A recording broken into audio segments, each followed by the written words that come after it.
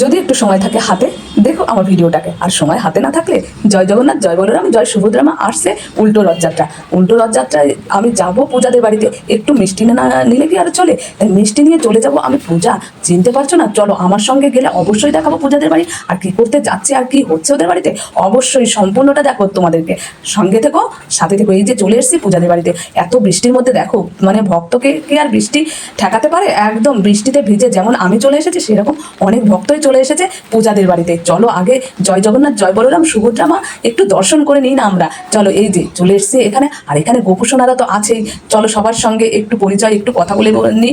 জয় গোপাল, জয় গোপাল, কি সুন্দর সাজিয়ে রেখেছে দেখো পূজার বাবা মা। এত পূজা করছি, দেখো কত সুন্দর করে পুজোর আয়োজন করেছে পূজাদের বাড়িতে। আর ওদের বাড়িতে তো আমি যে কোনো অনুষ্ঠানে চলে আসি। আরে ঠাকুরের অনুষ্ঠানে আর গোপুসোনা যেখানে আছে দেখো, খাওয়া দাওয়া, আর আমি আসবো না হয় সেটা কখনো? আর উল্টো রথ মানে রথযাত্রার থেকে উল্টো রথ অবধি এক সপ্তাহ টানা ওদের বাড়িতে অনুষ্ঠান চলে। মানে জগন্নাথ দেবের সেবা, আয়োজন, কীর্তন সবকিছু হয়। কিন্তু আমার তো দেখো আসার সময় হয় না, ভগবান না টানলে কি আর আসা যায়? এই হচ্ছে সেই মিষ্টি পূজা, ওদের বাড়িতে যে কোনো অনুষ্ঠান চলে। বন্ধুরা চলো পূজাদের বাড়ির সবার সঙ্গে একটু কথা বলি।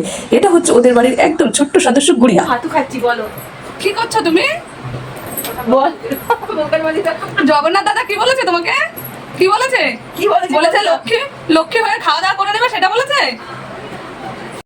এখন কিন্তু বাচ্চাদের খাওয়ানো দারুণ সমস্যা, মোটে খেতে চায় না। আর ও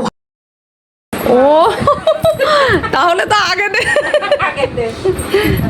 এই কেকটা নেওয়ার জন্য এত খুশি আর এত হাসি কেন ভাবছো তোমরা? আরে এই দাদা ভাই আর দিদি ভাইয়ের আজকে শুভ বিবাহ বার্ষিকী ছিল। বিবাহ বার্ষিকী শুভেচ্ছা দিতে ভুলো না তোমরা। আর এটা হচ্ছে এবারেরই মিষ্টি বৌমা।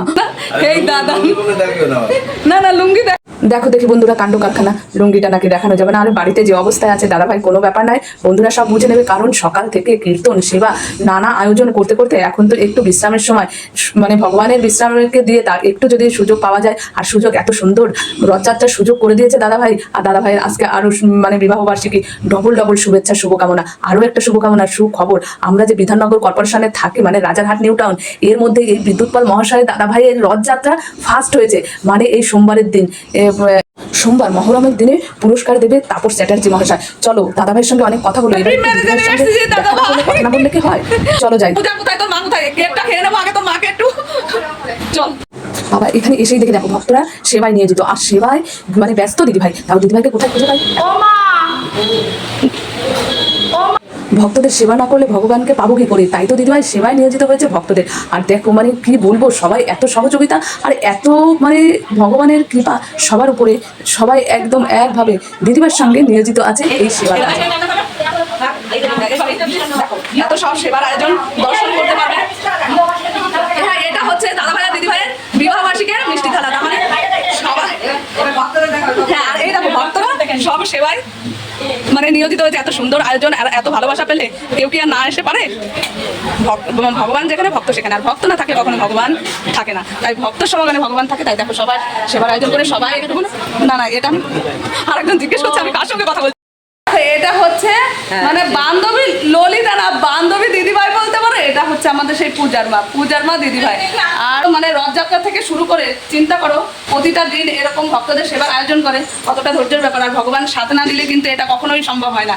দিদির উপরে অশেষ কৃপা আছে ভগবানের। তাই এত মানে একটা সপ্তাহ ধরে সব ভক্তদের সেবা করা যেমন ভাগ্যের ব্যাপার, তেমন হচ্ছে নিজের ইচ্ছার উপরে নির্ভর করে। আর সেই ইচ্ছাটা আছে আমাদের এই দিদিভাইয়ের। আর দেখো সবাই শুধু দিদিভাইয়ের সঙ্গে সবাই, মানে এই যে হচ্ছে বড় দিদিভাই, সবাই একটু মানে হাতে হাত না লাগালে কোনো কিছুই সম্ভব হয় না।